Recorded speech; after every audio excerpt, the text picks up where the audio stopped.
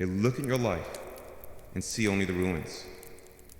They walk through the landscape of your story and point to the rubble of a broken past, the fallen pillars of your failed dreams, the decaying walls of an old identity that no longer stands. They see the ashes of a fire that has swept through, and with a sad, knowing sigh, they declare that this is your end. This is what remains, a place of ghosts and memories, a monument to what once was. And you, my child, you have been living as the lonely curator of your own museum of failures. You have been camping in the ruins, trying to make a home amongst the rubble. The dust of your past is on everything you touch.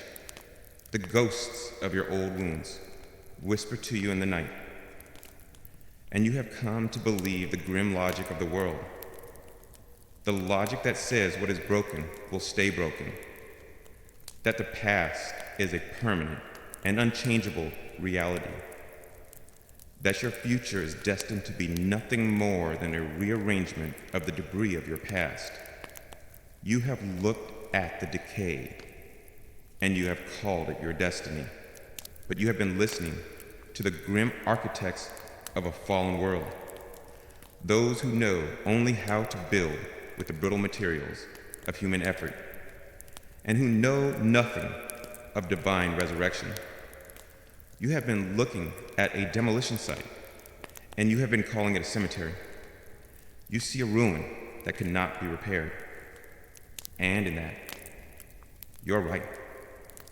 But here is the secret you do not yet know, the glorious truth that will change everything. I'm not a mere repairman. I'm not a renovator who comes to patch the cracks and apply a new coat of paint to a rotting structure. I am a creator. I am the one who makes all things new. And the ruins that you have been weeping over, they are not your tomb. They are the cleared ground upon which I am about to build your glorious new beginning. To understand the new thing I am about to do, we must first be honest about the tyranny of the old things that have held you captive. I see the chains you have been dragging, the chains you have come to believe are part of you. Let us speak of the old wounds. They are not just memories. My child, they have been active ghosts in your life. The wound of rejection has haunted your present relationships, causing you to build walls or to sabotage intimacy for fear of being hurt again. The wound of betrayal has whispered its poison into your ear, telling you that no one can be trusted. The wound of failure has been a constant, accusing voice, telling you not to try again, for you will only fail. These old wounds have been the unseen architects of your present-day prisons, dictating your fears, shaping your reactions, and keeping you from the very love and freedom you so deeply desire. Let us speak of the old failures.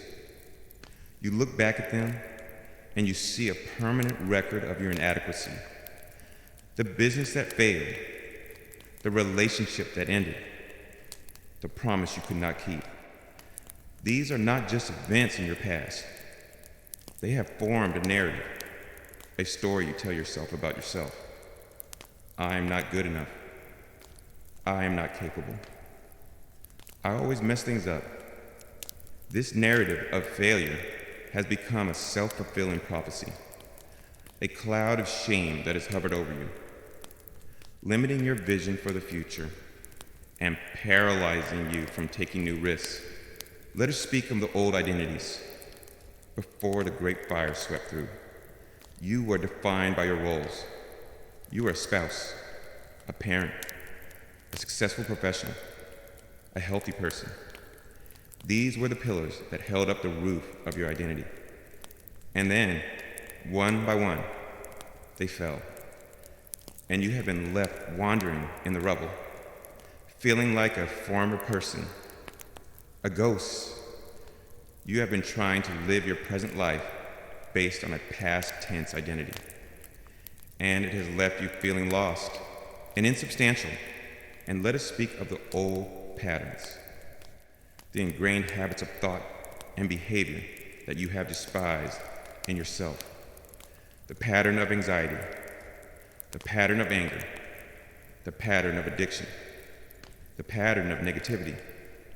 You have fought against these things with all your strength. You have made resolutions.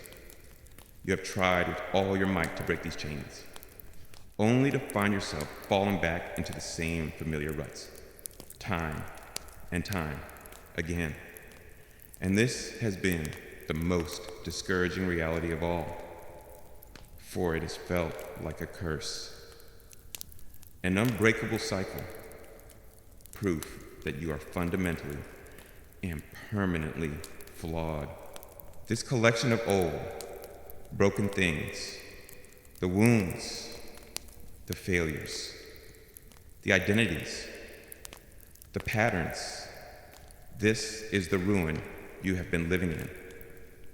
And the world, in its limited wisdom, has offered you its solutions for dealing with the ruin. It has told you to cover it up, to pretend the ruins are not there, to put on a brave face, to act as if you are whole, to bury the pain and the shame under a thin layer of positive thinking. But this is to live an inauthentic and exhausting life. The ruins do not go away simply because you have covered them with a tarp. It has told you to try to patch it. This is the way of self-help, of human effort. It tells you to read another book, to try another technique, to muster up more willpower to fix your broken parts. And while some small cosmetic repairs can be made, this approach can never fix a faulty foundation. It is like putting a new coat of paint on a wall that is rotting from the inside. It may look better for a time, but eventually, the rot will win. And when all else fails, it has told you to just live with it. This is the way of resignation, of despair.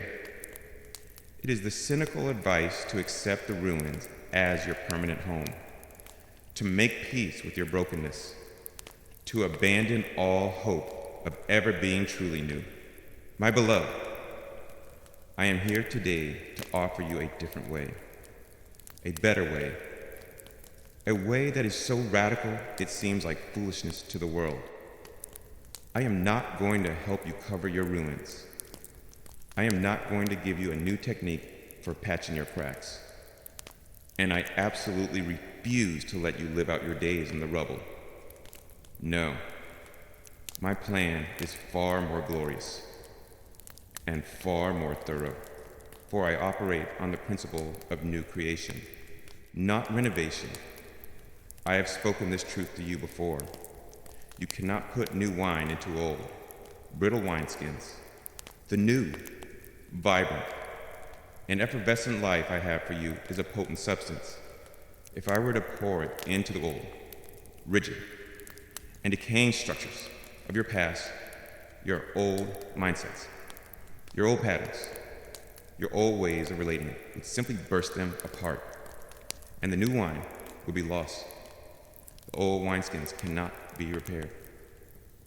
They must be replaced. The old structures of your life had to be broken, completely and utterly, to make way for the new. I am the God of resurrection. I do not come to a dying man and offer him medicine to prolong his life for a few more weeks. I wait until the man is well and truly dead, until all hope is gone. And then I speak the word, arise. My power is most perfectly and most gloriously displayed, not with what is slightly broken, but with what is utterly, hopelessly, and completely dead. And the ruins of your life, my child, have brought you to that perfect, hopeless, and glorious place. They have made you a perfect candidate for a resurrection.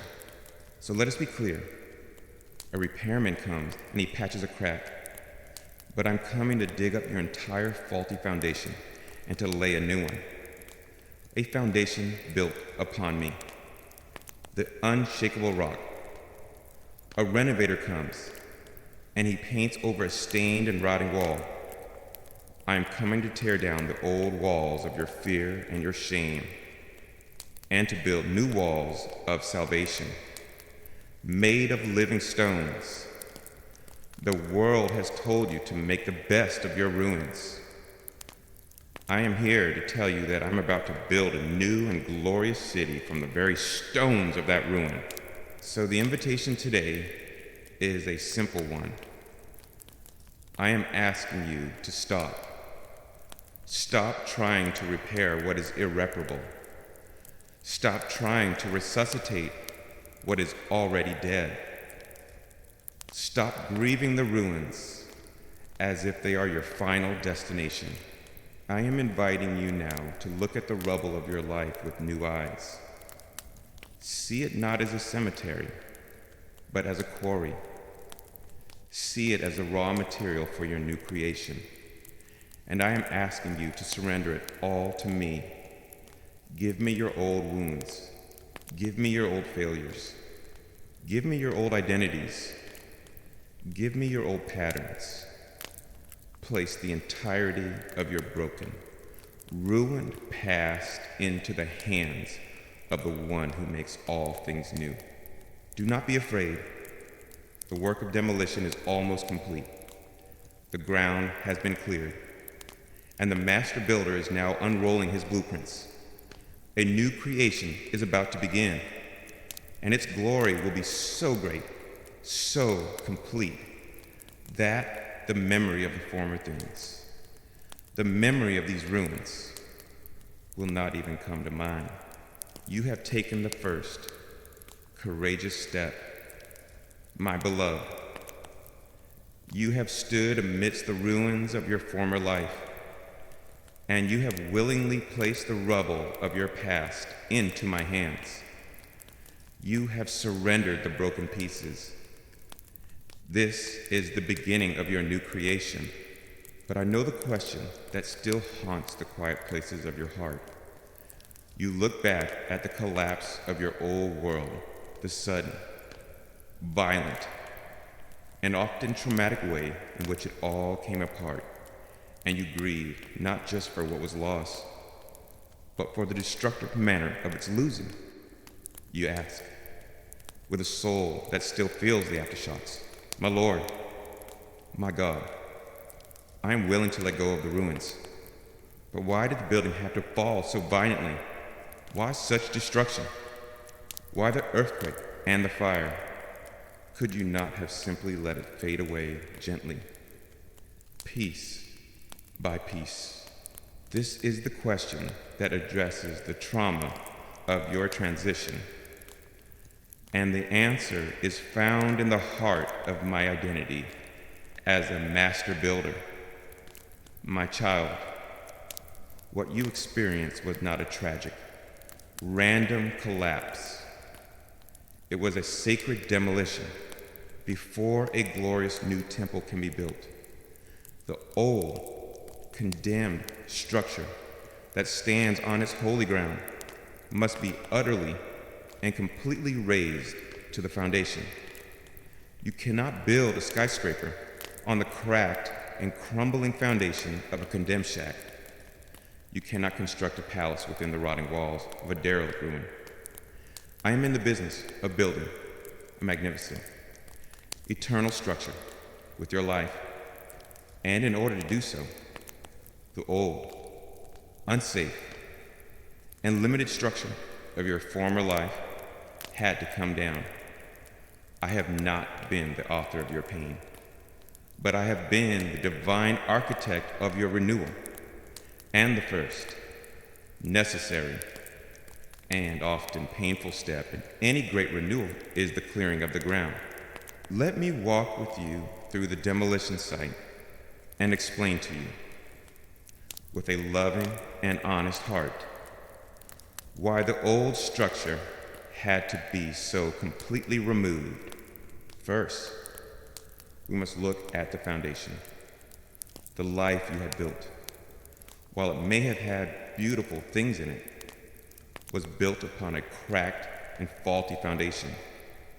It was a foundation made of the shifting sands of human effort, of self-reliance, of finding your worth in your performance or your relationships.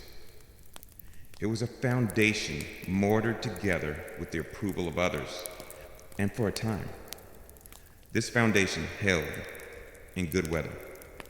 It seemed strong, but I, the master builder, who can see the hairline fractures that are invisible to the human eye, I knew it could not last. I could see the future storms that were coming. I could see the weight of the glory and the purpose that I intended to build upon your life. And I knew, with an absolute certainty, that your old foundation would have crumbled under that weight. To have built my glorious new house upon that foundation would have been to set you up for a far greater, more catastrophic collapse in the future. And so, in an act of profound and far-sighted mercy, I allowed the earthquake. I allowed the trial that shook your life to its very core, that exposed the fatal cracks in the very thing upon which you had built your security. The collapse of your foundation felt like the end of the world, but it was. In fact, the greatest act of my loving preservation. I was saving you from a future ruin that would have been far more devastating. The pain of the demolition has saved you from the agony of a complete and final collapse. Next, let us look at the walls of your old life. They were constructed with the rotting timber of faulty beliefs and worldly wisdom. From the outside, you may have painted them to look strong and beautiful, but I could see the decay within. There was the rotting timber of the belief that you had to earn my love. There was the termite-infested wood of the belief that your worth was in what you did.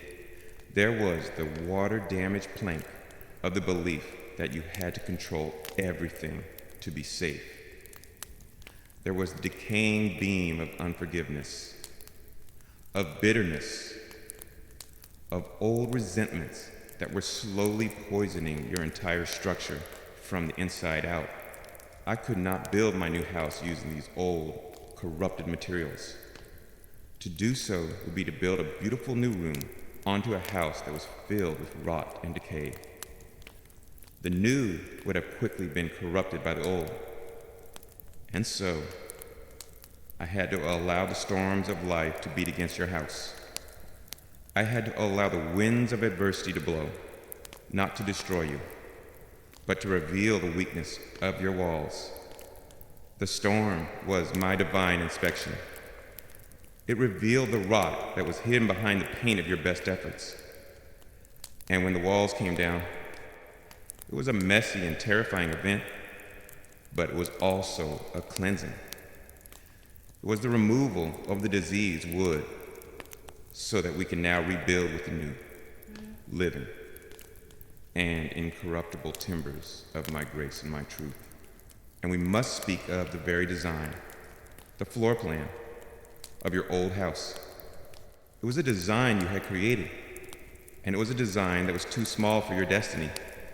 It was a cramped and confining space with low ceilings and small windows. It was a life built around the small dreams of safety and comfort, of managing your own small world. But I have not created you for a small life. I have created you for an expansive one. I have a destiny for you that includes great. vaulted halls of purpose, wide open courtyards of community, and great panoramic windows that look out onto the vast landscape of my kingdom. The floor plan of your old life had no room for the great things I have in store for you. There was no room for a ministry to the nations in your small study of self-preservation. There was no room for a life of radical generosity in your cramped closet of scarcity. I could not simply add a room onto your old house. The whole design was too limited. And so, the demolition had to happen. I had to clear the ground completely to make way for a much grander, more glorious, and more expansive design. The collapse of your small, self-made world was the necessary prerequisite for me to begin construction on the mansion of your true calling. And so, in my great and tender love for you, I had to do what a loving city planner must sometimes do. I had to look at the old, beloved, but ultimately unsafe and limiting structure of your old life, and I had to condemn it. This condemnation was not an act of my anger. It was an act of my love. It was me saying, this structure is no longer safe for my beloved child. It is limiting their growth. It is endangering their soul. It is unworthy of their glorious destiny. It must come down. And here is the beautiful, strategic mystery of it all. The enemy, in his blindness, believed he was the one swinging the wrecking ball, the person who betrayed you, the circumstance that failed you, the crisis that overwhelmed you. He thought these were his weapons, and that he was the agent of your destruction.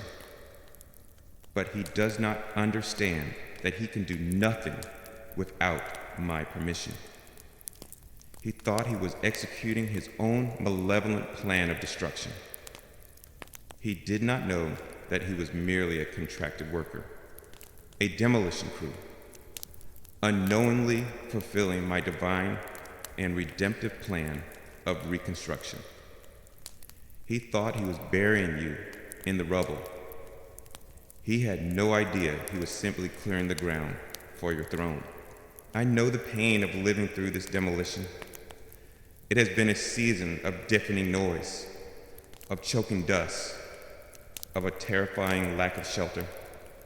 You have felt homeless, exposed, and vulnerable. And in the middle of that dust cloud, I have been there with you. My heart has ached with yours. I have wept with you over the loss of the old, familiar structure, even as my spirit was rejoicing with joyful anticipation for the glorious new thing I was about to build. I have not been a distant, unfeeling architect. I have been your compassionate companion in the dust, your fellow mourner in the rubble. And now, my beloved, the demolition is over. The noise is subsiding. The dust is beginning to settle. I want you to look at the ground upon which you stand. It is a vast, open, empty space. It is a clean slate. It is a blank canvas to the world. An empty lot is a sign of what is missing, but to a master builder. An empty lot is the most beautiful and exciting sight in the world. It is the place of pure and unhindered potential. It is the perfect starting point for a miracle of new creation. So I invite you to change your perspective. Stop looking at this empty space with grief for what was lost, for the old, condemned structure is gone forever. And start looking at it with the eyes of faith, with a joyful anticipation for what is about to be built. We have cleared the ground. We have removed the faulty foundations and the rotting timbers of the past. Now, the real work, the joyful and creative work of building, is about to begin. And the new thing I will build here will be so much more glorious, so much more beautiful, and so much more enduring than the old, that the memory of the ruin will be swallowed up by the joy of the resurrection. You are standing now on the cleared ground of your life. My beloved, the deafening noise of the sacred demolition has subsided, and a holy quiet has descended. You are beginning to see this empty space not as a place of tragic loss, but as a place of divine potential. You have accepted the necessity of the ending. You have made peace with the clearing of the ground. But as you survey the scene, your human logic, trained in the ways of a natural world, presents you with a new and formidable problem. You look at the soil beneath your feet. It is not clean, tilled, and fertile. It is a ground that is filled with the rubble of your past. It is littered with the sharp, broken stones of old failures and the jagged shards of old wounds. And it is covered with a thick, gray layer of ash from the fires that have burned away your old life. And your heart says, with a sad resignation, "My Lord, the ground may be clear of the old structures, but the soil itself is poisoned. It is a wasteland. Nothing new can possibly grow here. You believe that the new creation can only begin once. Every trace of the old has been swept away. Once the ground has been made perfect and sterile. But my child, you do not yet understand the ways of your God. I am not a gardener who is afraid of a little mess. I am not a creator who requires a perfect, blank canvas. My specialty, my delight, my greatest glory is in bringing forth the most beautiful and vibrant life from the most impossible and desolate of soils. You have been so focused on the death that has happened on the surface. You have been completely unaware of the secret, miraculous life that I have been cultivating beneath it. While you have been mourning the ruins, I have been gardening in the rubble. While you have been weeping over the ashes, I have been planting a seed for in the very moment of your greatest collapse, in the hour your world came crashing down, when the dust was at its thickest and your despair at its deepest, I came to you as the divine gardener, and I reached into the satchel of eternity, and I took out a single, perfect, and supernatural seed. It was a seed from my own garden, a seed of incorruptible life, a seed containing the very DNA of a new creation. And I knelt in the rubble of your life. I pushed aside the ashes of your devastation, and with my own finger, I planted that seed deep within the soil of your surrendered heart. The entire time you thought you were living in a cemetery, you have been living in my secret nursery. The entire time you have been cataloging the evidence of your death.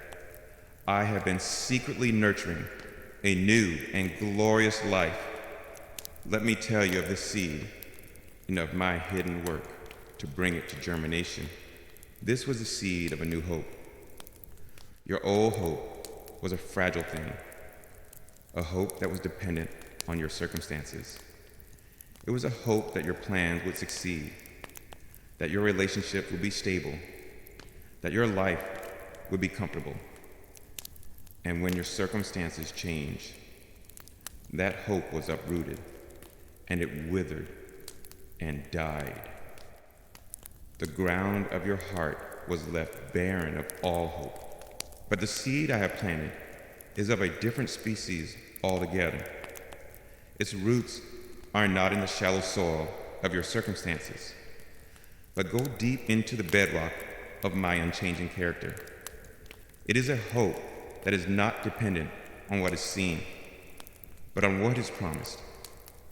It is a hope that is not diminished by suffering, but is actually watered and strengthened by it in the darkness of your heart.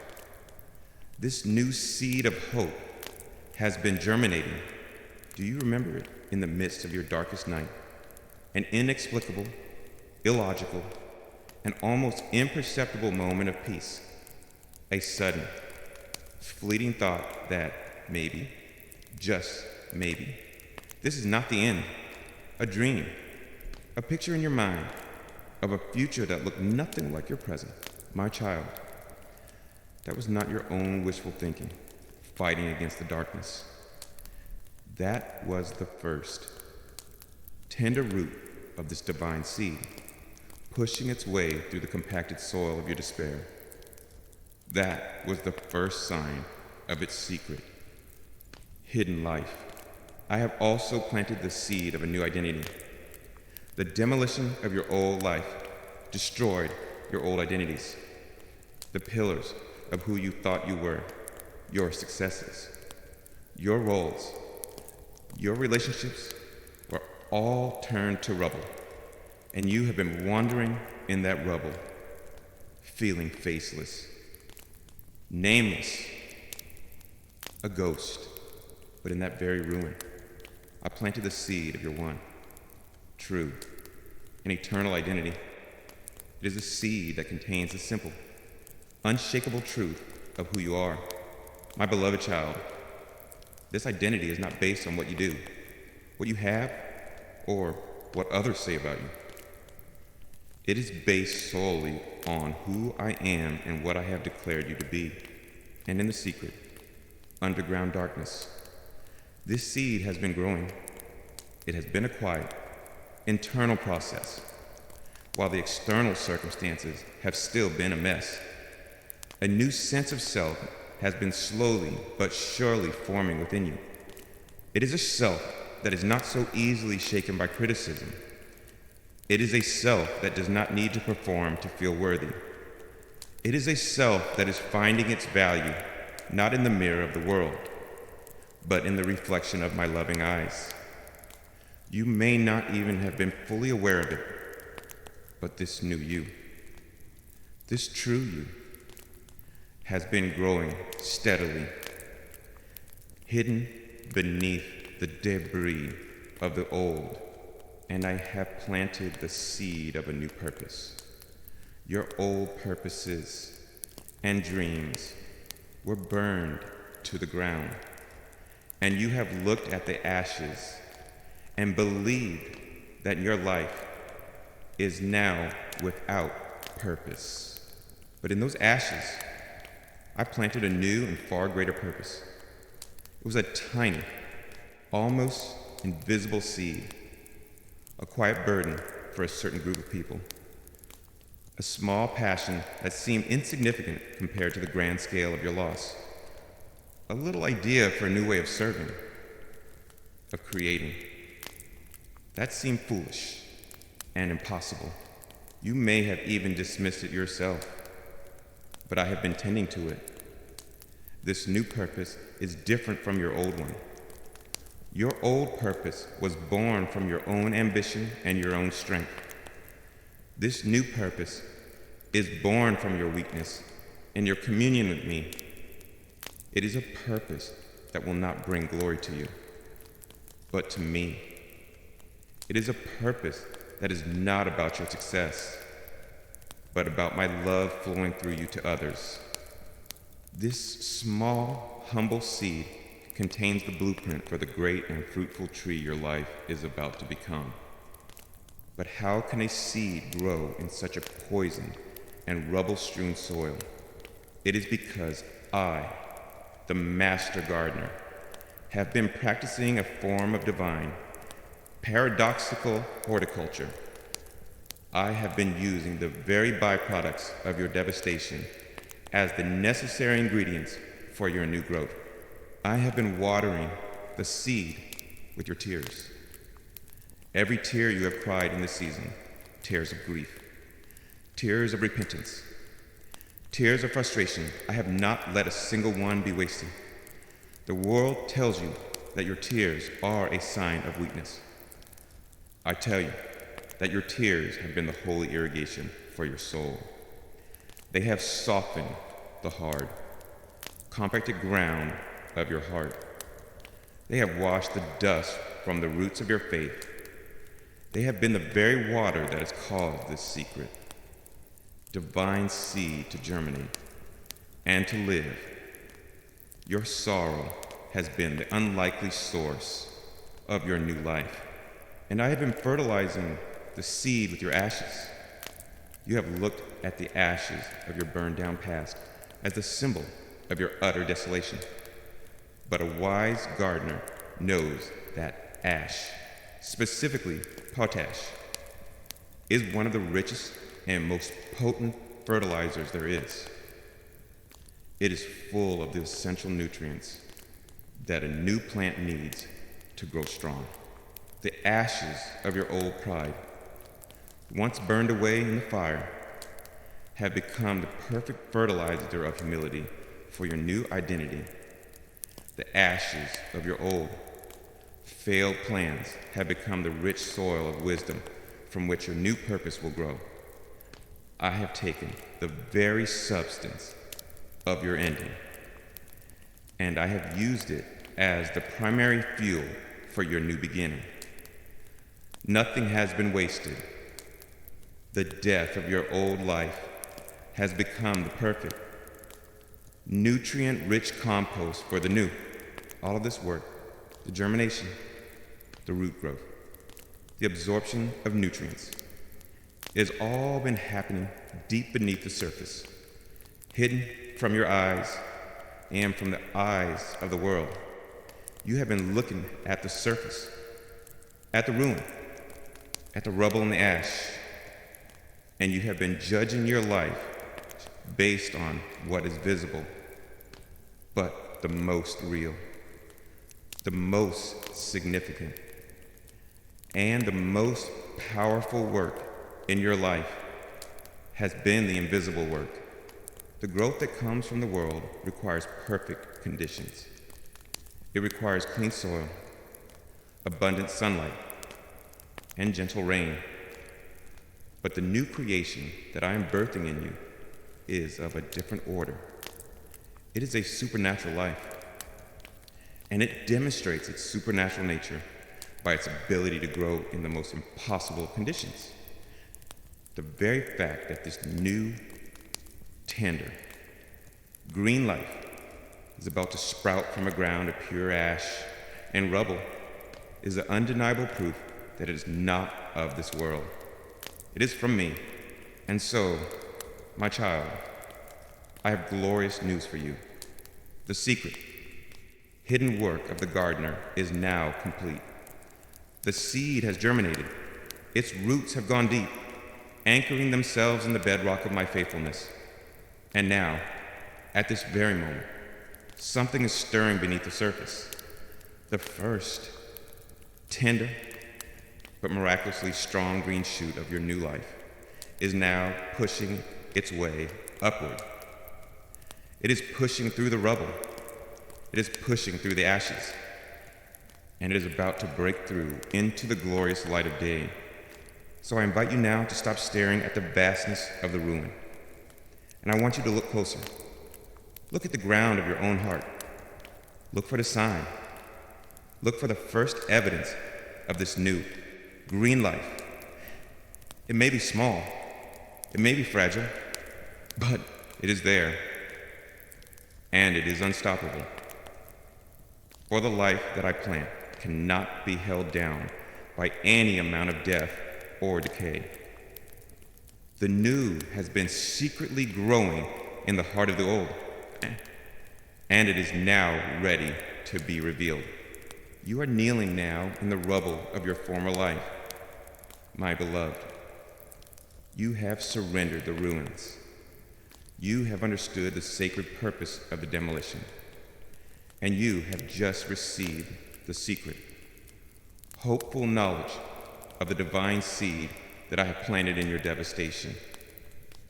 You are a watchman in the pre-dawn gray, looking with new eyes at the ashes, searching for the first evidence of this impossible life.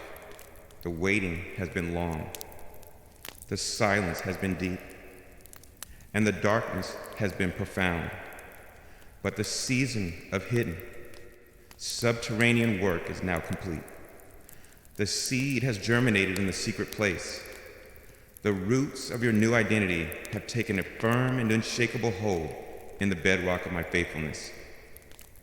And the tender but miraculously strong shoot of your new beginning has been pushing its way, unseen, up through the compacted soil of your sorrow.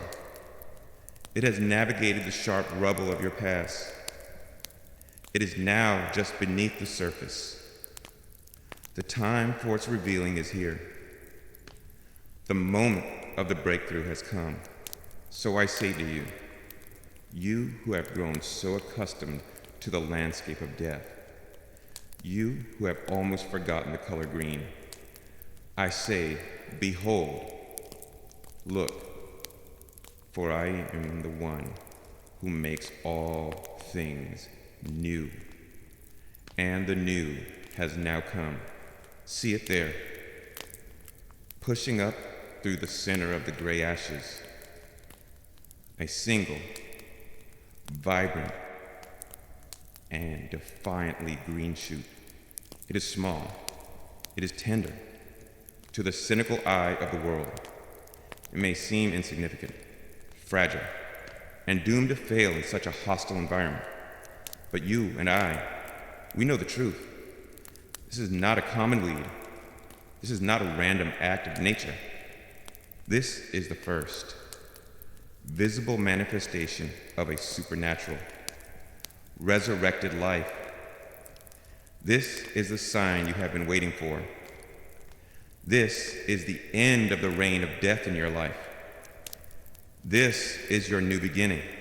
Let us examine this new thing, this holy shoot, for its very nature is a sermon of hope. First, it is unmistakably alive. Look at its color. It is a green so vibrant, so full of life, that it makes the gray of the ashes around it seem even more dead by comparison. This is the nature of the new thing I am doing in you. It is not a resuscitation of the old. It is the introduction of a new and different kind of life.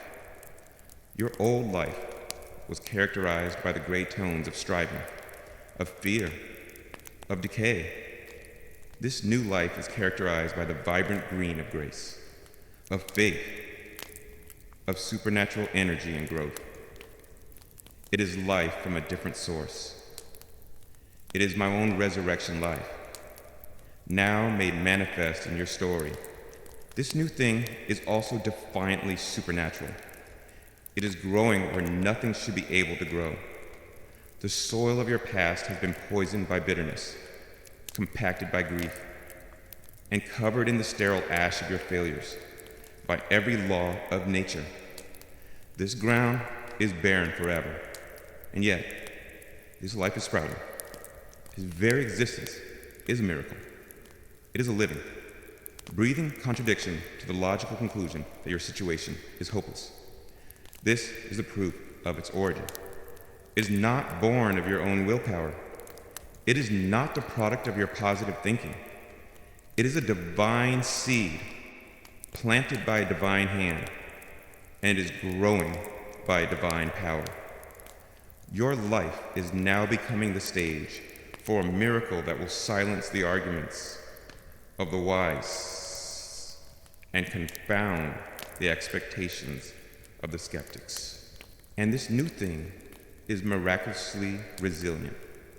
Do not be fooled by its tender appearance. In order for this small shoot to break through the surface, it has had to push aside the heavy, sharp-edged rubble of your past. It possesses a new kind of strength.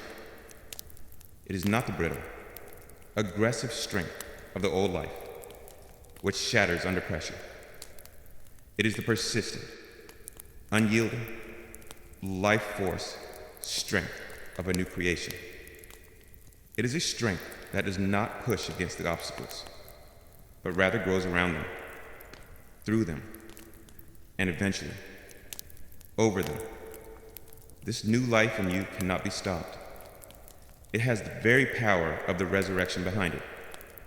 The grave cannot hold me, and the rubble of your past cannot hold back the new life I am bringing forth in you. What does this green shoot look like in the tangible reality of your daily life? I want you to open your eyes and begin to recognize the signs, for they are already there. It is the new hope that has begun to sprout in your heart. It is not the old, fragile optimism that was dependent on your circumstances. It is a deep, quiet, and resilient hope. A hope that persists even when your circumstances have not yet fully changed. It is a hope that is anchored, not in what you see, but in what you now know to be true about me, the God who makes all things new. It is a new perspective with which you are beginning to see your life. You're starting to look back at your past not with shame, but with a dawning sense of its redemptive purpose. You are beginning to look at your future not with fear, but with a new and quiet sense of anticipation. This shift in your perspective is the first great leaf of your new life, unfurling and turning toward the sun. It is a new power you have discovered to say no to the old, destructive patterns, the addiction, the negative thought loop, the pattern of anger that has held you captive for so long. You have found, in certain moments, a new and surprising ability to resist it, to choose a different path. This is not just your willpower growing stronger. This is the new, divine life within you, exerting its influence, pushing back against the old forces of death. It is a new love that is beginning to flow from your heart, a new capacity for grace, for forgiveness, both for yourself and for others. You are finding yourself able to let go of old resentments, to look upon those who have hurt you not with bitterness, but with a new and strange compassion. This is the very lifeblood of my spirit, the sap of the new creation, beginning to flow through your being, and it is new opportunities that are beginning to appear in your life, seemingly out of nowhere. A new relationship, a new idea for your work, a door opening in a wall that has been sealed for years. These are not random accidents. These are the first blossoms on your new branch, the first signs of the external fruitfulness that the internal. Hidden growth has been preparing you for, and as this new green life begins to push its way up through the ashes, the world, which had long ago written you off and declared your ground to be a permanent wasteland, will be astonished. They will look, and they will not be able to understand it. Their logic will be broken. Their neat categories of success and failure will be shattered. They will say, "How can this be? How can such vibrant life come from such a dead place? How can such a beautiful green thing grow in the midst of so much gray ash?" Their bewilderment will be your vindication. You will not have to say a word.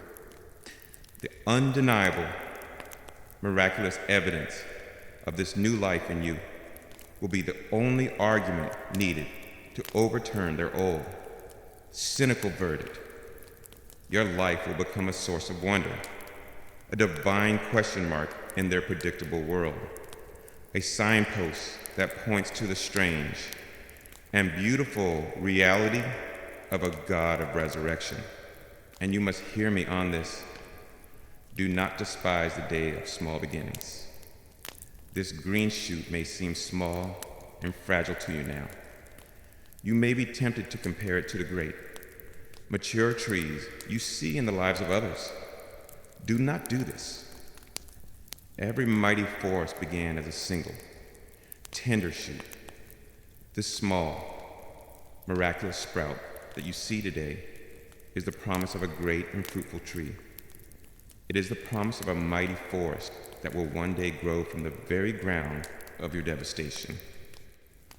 A forest that will provide shade, shelter, and nourishment for many. Your work in this new season is to shift your focus. The time for mourning the ashes is over. The time for analyzing the rubble is over. Your new and holy assignment is to become a tender and protective steward of this new thing I have birthed in you. You must water it with your worship. You must protect it with your choices. You must give it the sunlight of your attention and your faith. The war is over. The winter is past. The demolition is complete. The seed has sprouted.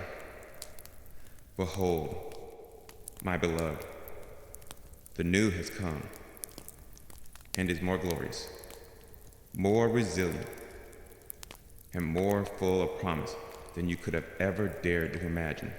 Behold, the new has come, the single, defiant, green shoot of your new life has broken through the gray ashes of your past.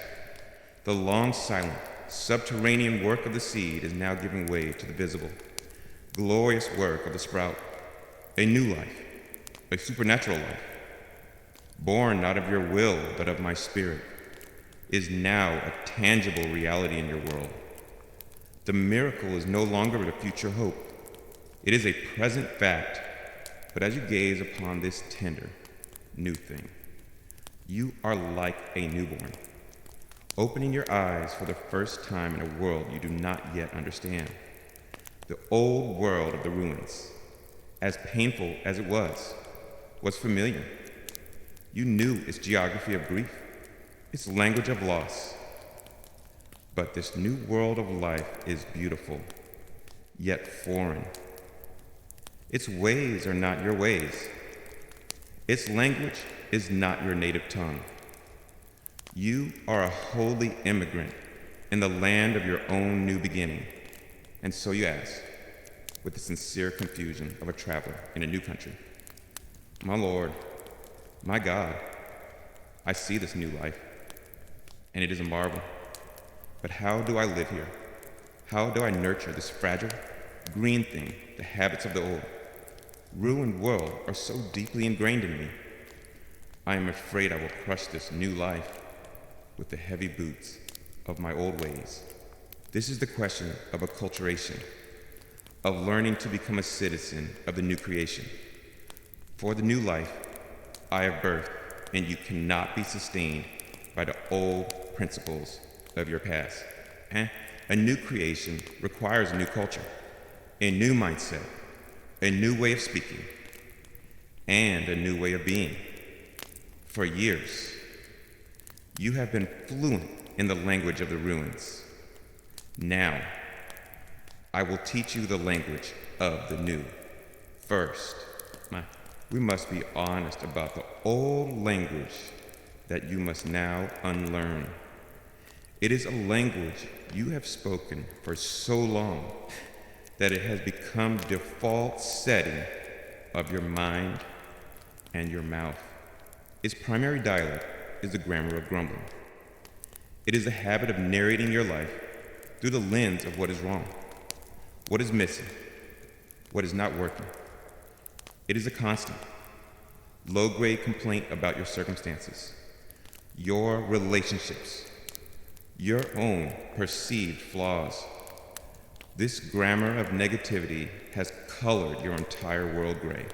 Its vocabulary is the vocabulary of victimhood.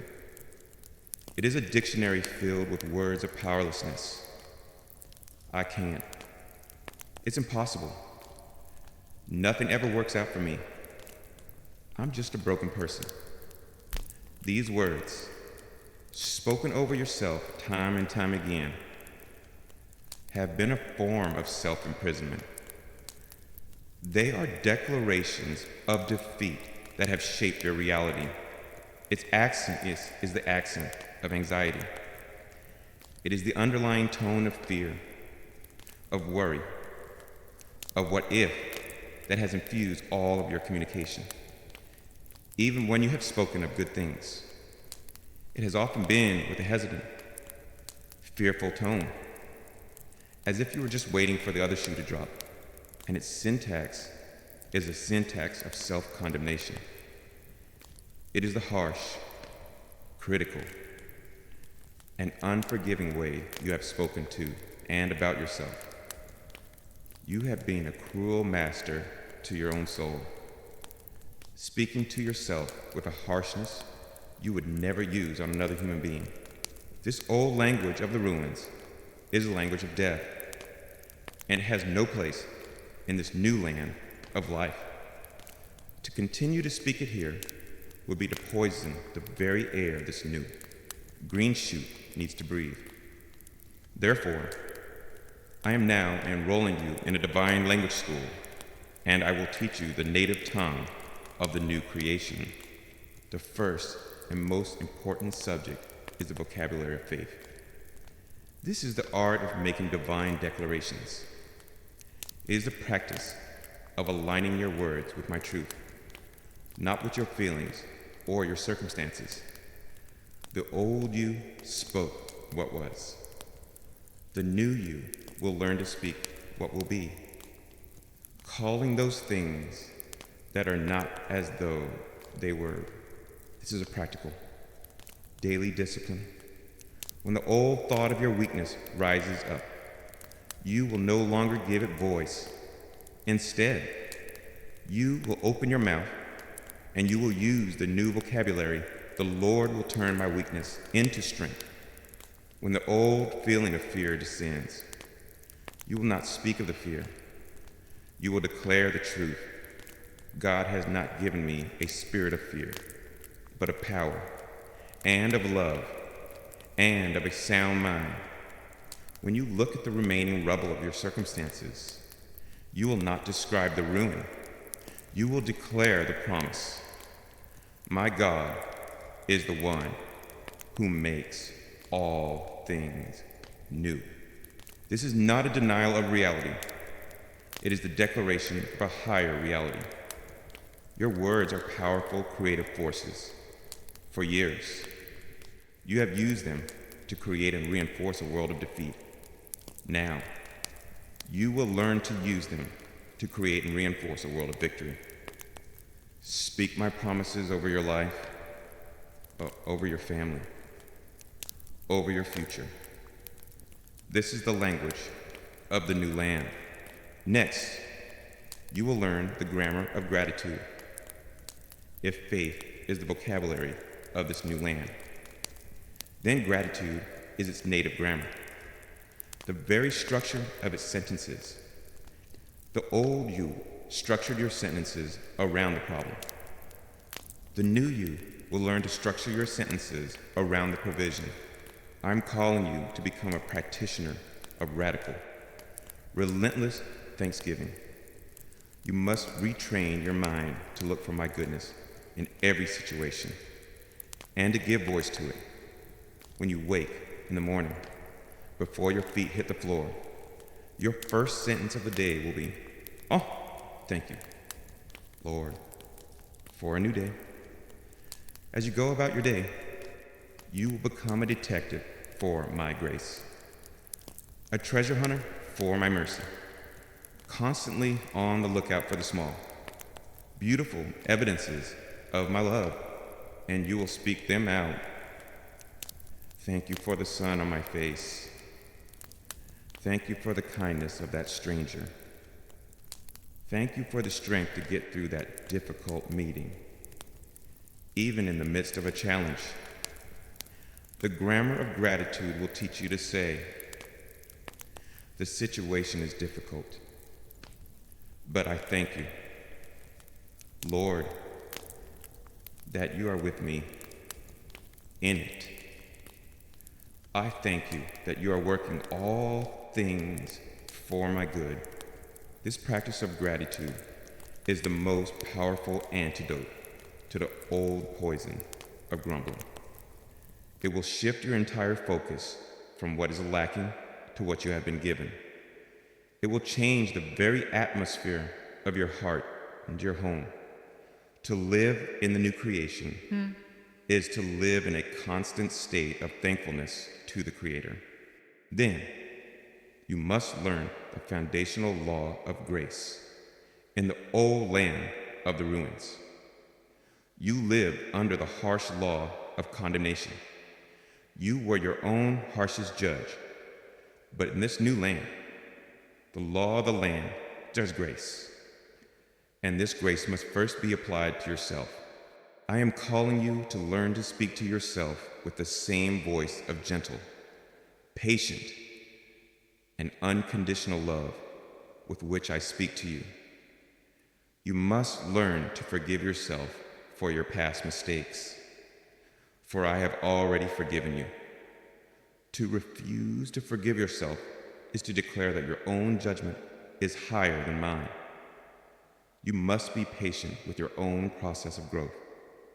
This new life is a tender shoot. It will not become a mighty tree overnight. There will be days you stumble, days you fall back into the old language. In those moments, you are not to use the old syntax of self-condemnation. You are to apply the law of grace and to say to your own soul, it is okay. My Maker is not finished with me yet. I will get up, receive his new mercy, and I will try again. And as you learn to apply this law of grace to yourself, you will naturally begin to live by the law of love toward others.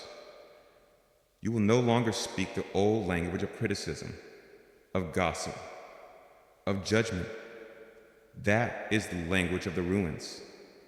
The new language you are learning is the language of edification, of encouragement, of speaking life.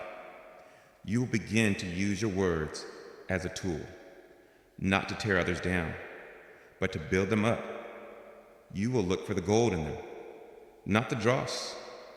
You will speak to their potential, not their past.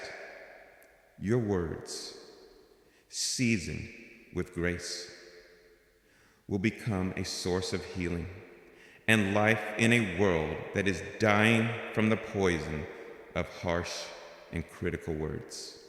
And as you immerse yourself in this new culture, as you practice this new language, you will find something wonderful beginning to happen. You will develop new appetites. A new creation has a new metabolism.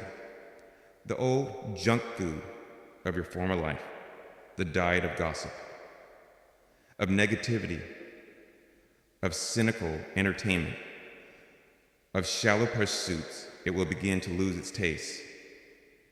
It will no longer satisfy you, and in its place, you will develop a deep, new hunger for the healthy, life-giving food of the new creation. You will hunger for my presence. You will hunger for the truth of my word. You will hunger for deep, authentic, life-giving community. You will hunger to see my goodness and my justice established in the world around you. This change in your appetites will be one of the clearest signs that you are truly becoming a citizen of the new land. I know this is a great deal to learn. It is like learning an entirely new language and culture in middle age. It will not happen overnight, but do not be discouraged. I am your patient and loving teacher. I am your constant companion and your personal translator in this new land.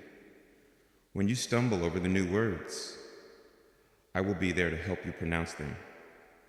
When you forget the new grammar and default to the old, I will be there to gently correct you. Your part is to practice. Immerse yourself in this new world. Read the guidebook, my holy word. Spend time with the natives, your brothers and sisters who are further along in this journey. And most importantly, spend time with me, the king and the author of this new creation. The more you surround yourself with the sights and sounds of the new, the more the old language and the old ways will begin to fade away. And one day, you will awake, and you will find that the language of faith, of gratitude, and of grace has become your new native tongue. You are now a citizen of a new creation. My beloved, you stand on the holy ground of your new beginning, and you are learning to speak its native tongue, the language of faith, of gratitude, and of grace. The old, harsh accents of the ruins are beginning to fade, replaced by the gentle and powerful tones of your true, redeemed voice. You are learning to live in the house that I am building. But this new creation is not a static museum piece, a finished diorama to be admired from a distance. It is not a peaceful retirement village where you're meant to live out your days in quiet comfort. No, the new creation is a living, breathing, dynamic, and ever-expanding kingdom. It is a force. It is a movement. And I, your creator, who have brought this new life to you, am now inviting you to a deeper level of partnership. I am inviting you to move from being a mere resident of the new creation to becoming an active co-creator with me in its expansion. Think of it this way: in the desolate wasteland of your old life, where nothing but thorns and thistles grew, I have performed a miracle. I have caused a new and beautiful garden to spring forth. The ground has been renewed. The seed of my own life has been planted. The green shoot of a new reality has broken through the ashes. And now, I, the master gardener, am turning to you, my beloved child, with a smile. I'm handing you a trowel and a watering can. And I'm saying, come, let us tend this garden together. This is the high and holy calling of your new life. It is the invitation to move from being a passive recipient of my miracle to an active participant in its cultivation. It is the moment where I show you my ultimate trust in you by inviting you to partner with me in the ongoing work of creation. So how do we tend this new garden of your life together? What does this joyful, creative partnership look like? First, we must continue to tend the soil of your own heart. This is the first and most important work of any gardener. The ground of your heart has been miraculously renewed, but the seeds of the old wilderness, the weeds of fear, of old habits, of worldly thinking will try to sprout again. Your first act of partnership with me is to become a diligent and watchful gardener of your own inner world. This means you must learn to recognize the weeds as soon as they appear. When the weed of fearful thought sprouts, you must not allow it to grow and choke out the tender plant of your faith. You must, with the trowel of my truth, immediately uproot it. When the thorny weed of a bitter resentment tries to take hold, you must not allow it to steal the nutrients from the soil. You must, with the strength I give you, pull it out by its roots through the act of forgiveness. This is not a work of anxious striving, but of peaceful, diligent maintenance.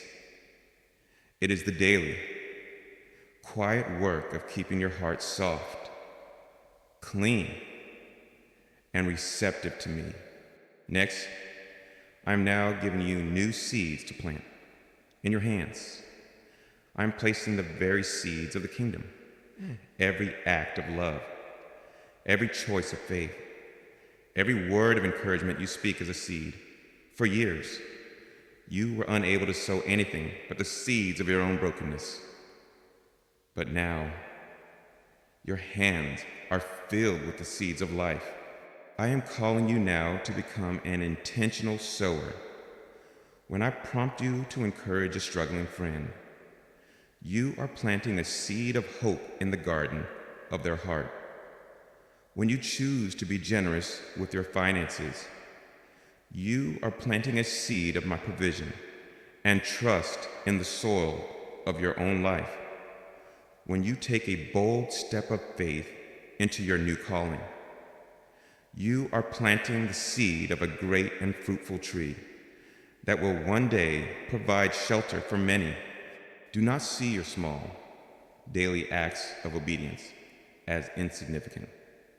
They are the seeds from which the great force of my kingdom will grow. Be a faithful sower. My child, look for the opportunities I give you each day to plant these seeds of love and faith. And then watch with wonder as I, the Lord of the harvest, bring forth an abundant crop. A garden, of course, needs water. And so you must learn to water the garden by being a conduit of my spirit. You do not have the water in yourself, but you have a direct connection to the infinite, underground river of my Holy Spirit. Your work is to keep that channel open so that the living water can flow through you and into the garden of your life. How do you do this? You do it through your worship. When you praise me, you are digging the irrigation channels wider, allowing more of my presence to flow in. You do it through your time in my word. When you read my promises, you are saturating the soil of your soul with life-giving truth. You do it through your prayer, which is the act of turning on the divine spigot, of asking for the rain of my spirit to fall upon the dry places. And you do it through your fellowship with other believers, where the water flows between you, creating a lush and vibrant community. Your primary role as a co-gardener is to keep the water flowing. A well-watered garden is a garden that will flourish. And here is the most exciting part of our partnership. A healthy garden does not remain contained within its own borders. It naturally seeks to expand its borders. And I am now commissioning you to look beyond the fence of your own life to the desolate places all around you. Look at the wasteland in the life of your neighbor who is lost in despair. Look at the barren ground of your workplace, which is choked by cynicism and fear. Look at the dry and dusty soil of your community. These places are not a threat to your garden. They are its mission field. I am calling you now to become an expander of the garden. You are to take the life, the beauty, the fruit, and the seeds from your own transformed life, and you are to begin planting them in the desolate places around you. This is your ministry. It is the outward expression of your inward transformation. You will do this by sharing your story, by loving your neighbor, by bringing the principles of my kingdom into your work, by being a source of life and hope wherever you go. You will begin to turn the desert places you encounter into outposts of the garden of God. And my beloved, I must tell you of the profound and holy joy that you will find in this co-creative work.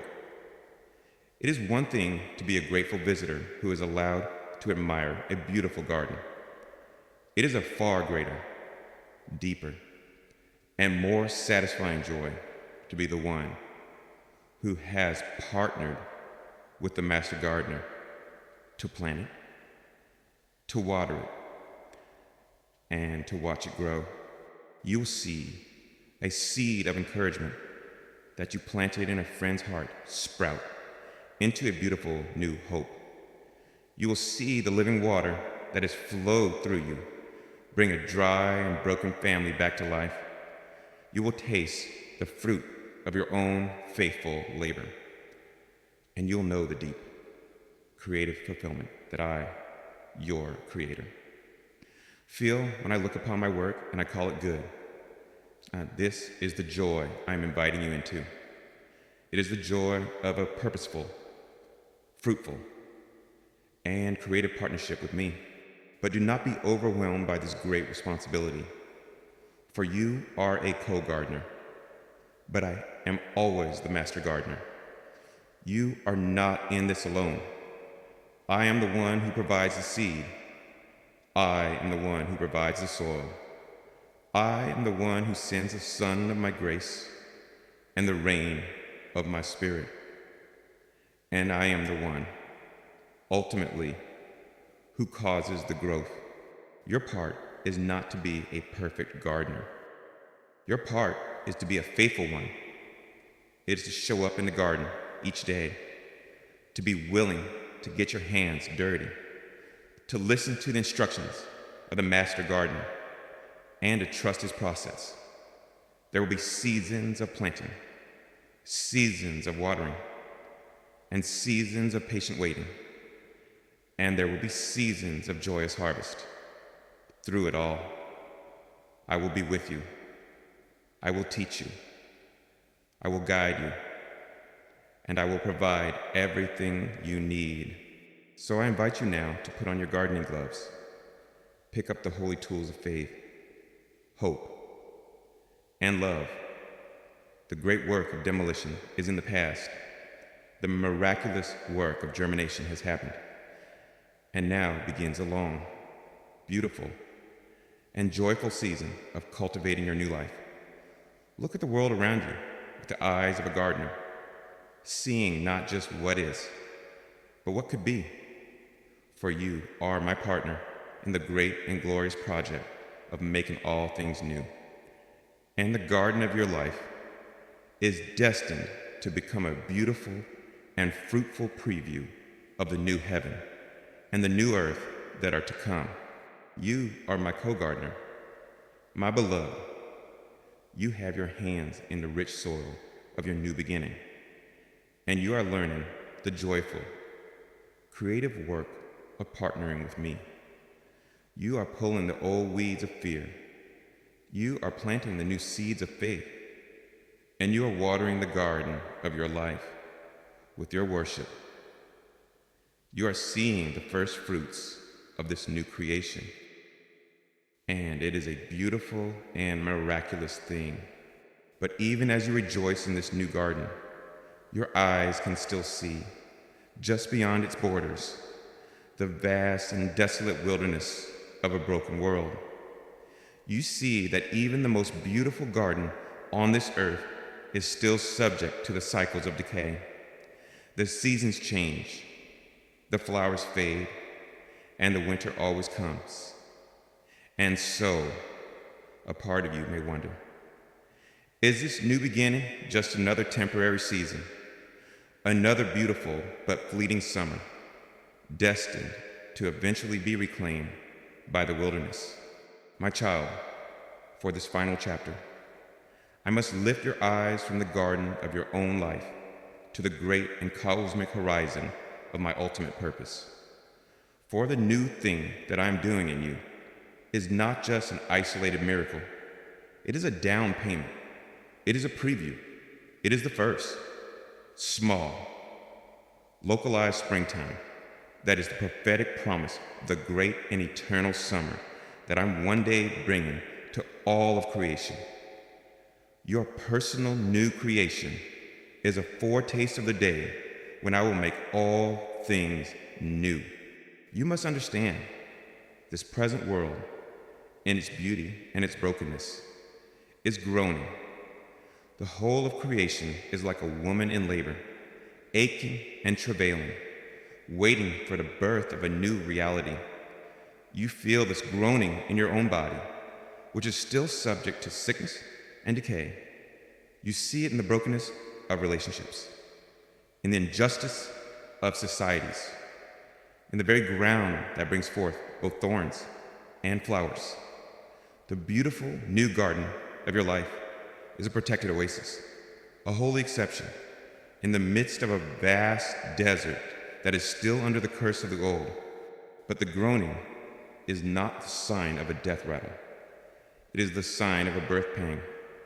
Creation is not dying. It is delivering. And the day is coming, a day that is fixed in my eternal calendar, when I will perform my final and greatest act of new creation. It is the day of the great renewal. On that day, I will not just renovate this old, tired world. I will not just patch its cracks and paint over its scars. I will do what I have done in you. But on a cosmic scale, I will cause the old heaven and the old earth to pass away. And I will bring forth a new heaven and a new earth. A reality so glorious, so pure, and so saturated with my life that it is beyond your ability to comprehend. Let me tell you of this new creation, for it is your ultimate and true home. In that new world, there will be no more ruins. The very concept of decay will be abolished. There will be no more demolition sites, no more rubble of broken dreams, no more ashes of lost hopes. All things will be made of an eternal, incorruptible substance. The brokenness that has defined the story of this world will be a forgotten memory. There will be no more tears or pain. The very sources of your old life will be eliminated. There will be no more grief, for there will be no more death. There will be no more sickness, for all bodies will be made new. There will be no more heartbreak, for all relationships will be perfected in my love.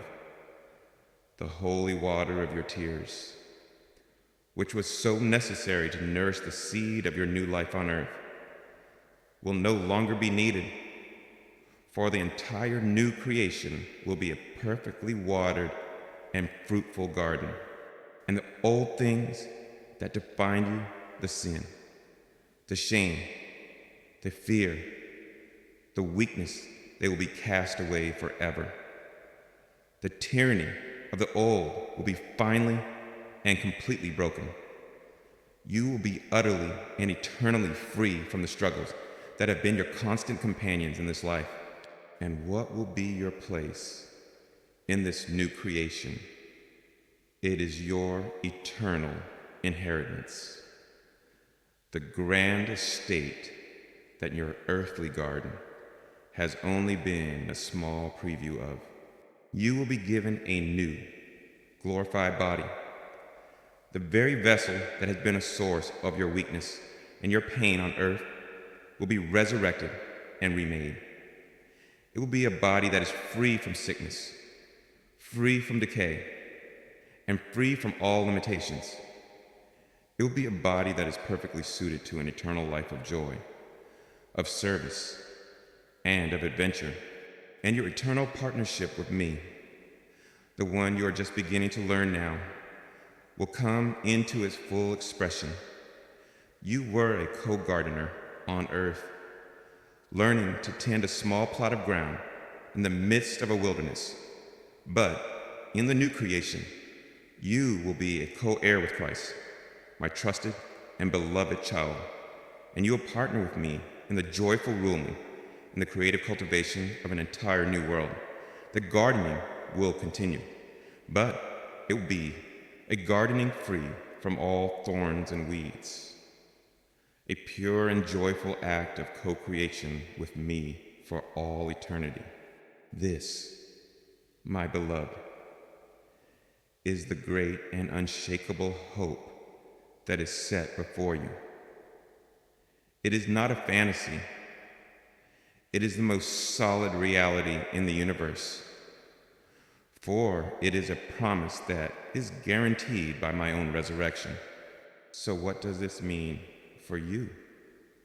Here and now, as you live in your small, beautiful garden in the midst of a groaning world, it gives your present work a profound and eternal meaning. Every act of healing you bring to another, every seed of love you plant, every time you choose to live by the laws of the new creation instead of the old, these are not small, futile acts against an overwhelming darkness. They are prophetic acts. You are an agent of the new creation, an ambassador of the age to come. Your life is a small, holy colony of the new heaven and the new earth, established in the midst of the old, dying world. You are a living, breathing preview of the future. You are a walking spoiler of the happy ending. Every time you choose grace over bitterness, you are demonstrating the law of the new creation. Every time you bring beauty and order to a chaotic situation, you are rehearsing your eternal role as a co-creator with me. Your life is not a futile attempt to fix a broken world. It is a joyful participation in the birthing of a new one. So do not lose heart when you look at the brokenness that still remains in the world, or even in the untended corners of your own life. Do not despair.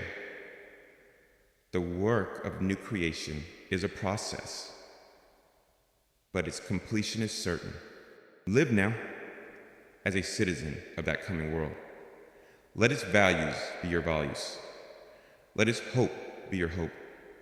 And let the certain promise of the day when I will make all things new give you the courage and the strength to partner with me in the glorious work of making your own life and the lives of those you touch new today. And now, my beloved co-creator, my little garden of delights, let the vast cosmic scope of this great promise settle into a quiet and personal peace within your heart. The renewal of the universe is a grand and glorious thought, but the foundation of it all is the simple, intimate love between you and me.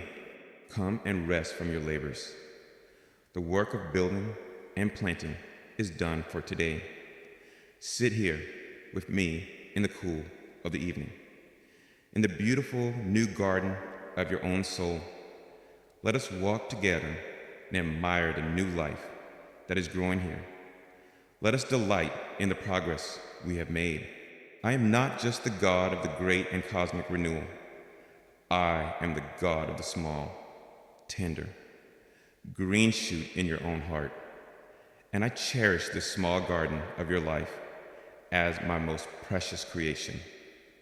The story of our partnership, the story of how we brought this beautiful life out of such a desolate ruin, is my favorite story. Let my pride in you be your peace. Let my delight in you be your rest. The future is gloriously certain, but the present, here with me, is sweet. Lay your head down now in the safety and the beauty of your new creation. You are my beloved, and the work I have begun in you, I will faithfully bring to its glorious, cosmic, and eternal completion. Rest now